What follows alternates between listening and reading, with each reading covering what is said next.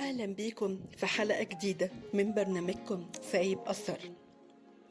في غياب بيوجعنا، وفي غياب بيكسر جوانا حاجات عمرها ما بتتصلح، مش لأنه حصل، لكن لأنه حصل من غير وداع.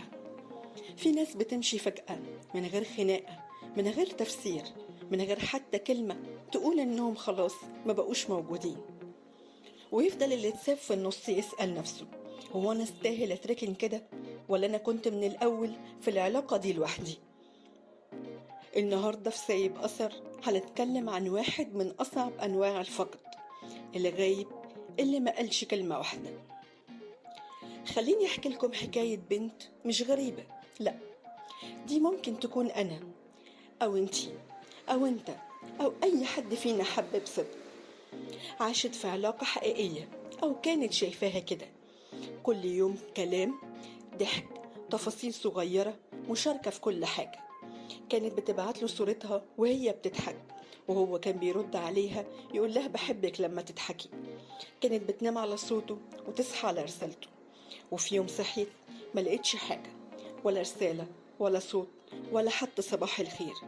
قالت يمكن نايم، يمكن مشغول، يمكن يوم ويفوت. بس الأيام عدت والرسايل زي ما هي، والآخر ظهور بقى بعيد، وهي فضلت تبص على الوقت أكتر ما بتبص على نفسها. مفيش خناقة، مفيش كلمة، مفيش سبب واضح، بس في غياب، وجع ساكت ملوش تفسير. وهي كانت بتنهار ببطء، مش من الغياب، لكن من الأسئلة اللي ملهاش إجابة. أسئلة بتفضل تلف جوه دماغها طول الليل. هو أنا قلت له حاجة ضايقته؟ طب هو زهق؟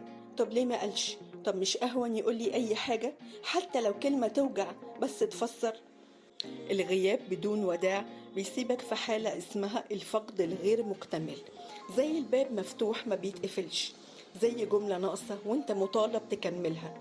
في وسط كل ده بتفقد احساسك بالامان، تبطل تصدق اي حاجة، وتبدأ تشك في نفسك وتقول انا السبب، ولا هو اللي ما كانش قد الحب من الاول. بس الحقيقة اللي بيمشي من غير ما يقول هو اللي اختار يهرب بدل ما يواجه، وانت مش غلطتك انك كنت صادق. خليك فاكر دايما، مش كل اللي اختفى يستاهل تدور عليه، ومش كل نهاية مؤلمة معناها انك ما تستحقش بداية أحن. سؤال حلقتنا النهاردة: هل حد اختفى من حياتك فجأة، سابك من غير حتى كلمة واحدة؟ وازاي واجهت الغياب ده؟ شاركنا برأيك، اكتب اللي ما تقالش وقتها، طلع من جواك اللي لسه عالق من غير صوت، لأن الكلام ساعات بيحررنا من اللي سكتنا عليه كتير. كنت معاكم أنا بسمة في سايب أثر، المكان اللي بنحاول فيه نفهم نفسنا ونطبطب على وجع يمكن محدش سمعه قبل كده. مساحتنا للكلام بحرية وللحقيقة اللي مش دايما بنقدر نقولها. سايب أثر قريب لقلبك. أشوفكم الحلقة الجاية.